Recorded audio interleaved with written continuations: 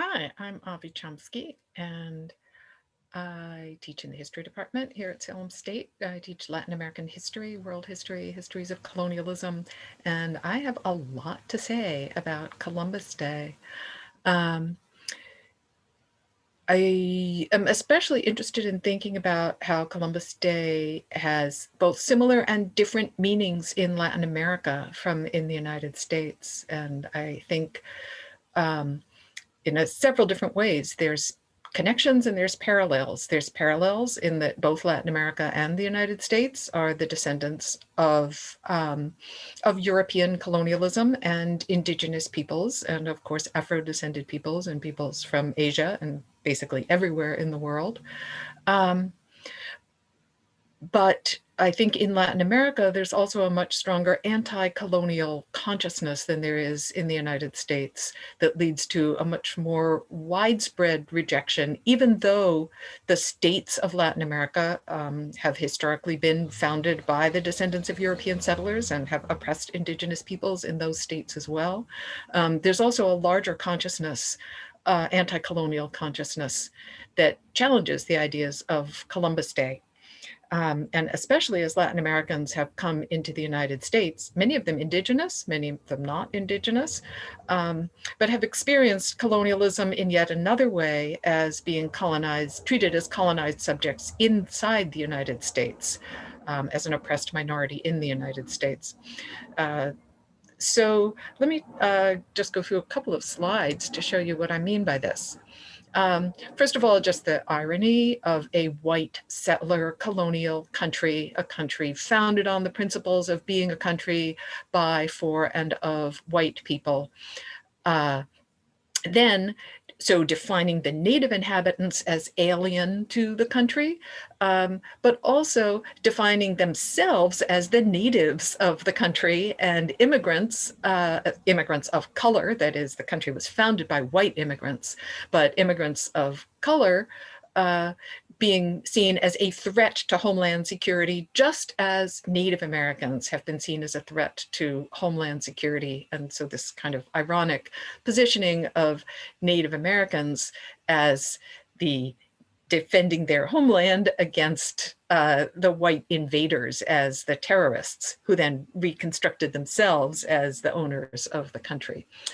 And just to visualize the United States as a settler colonial country and the extent to which white settler colonialism was based on the displacement, the alienizing of the indigenous people of the Americas. We see these maps going through from 1492, 1820, 1840, 1860, and 1977 at the bottom. And we see the extent to which the formation of the United States was based on the dispossession of the native inhabitants of the country, and not just in 1492, not just in 1620, but all the way up until the 20th century and continuing into the 21st.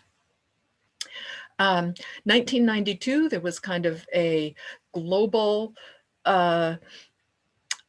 movement, certainly strong in both the United States and throughout Latin America, around the idea of 500 years of resistance, that there is nothing to celebrate in this quincentennial of Columbus's sail, but we should stop Columbus celebrations and instead support the rights of indigenous peoples. You see Free Leonard Peltier there, Free the Land, Free the People, and 500 years of resistance. And this was in both the United States and Latin America in 1992.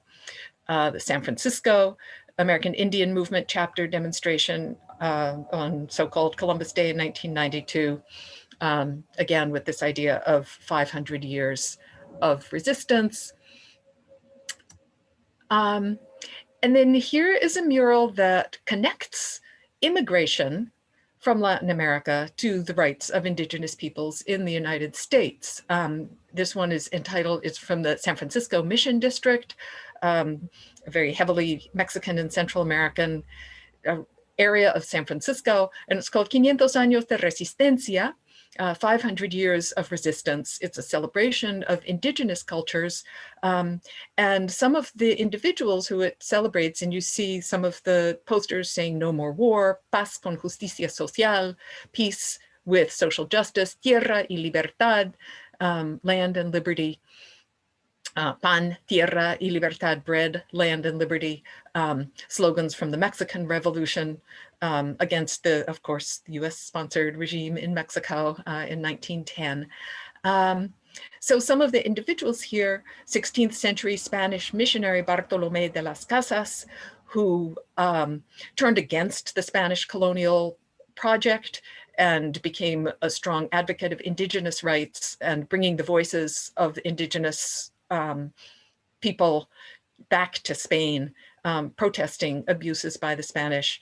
Iroquois saint Kateri Tekakwitha, civil rights leader Martin Luther King Jr., United Farm Workers leader Cesar Chavez, and assassinated Salvadoran Archbishop Oscar Romero, who was killed by the US-backed military government in El Salvador in 1980. So this is only 12 years after Romero's death, but associating the struggles of Central American peoples like El Salvador, Guatemala, Nicaragua, their revolutionary struggles against US domination with the struggles of indigenous people everywhere for their rights.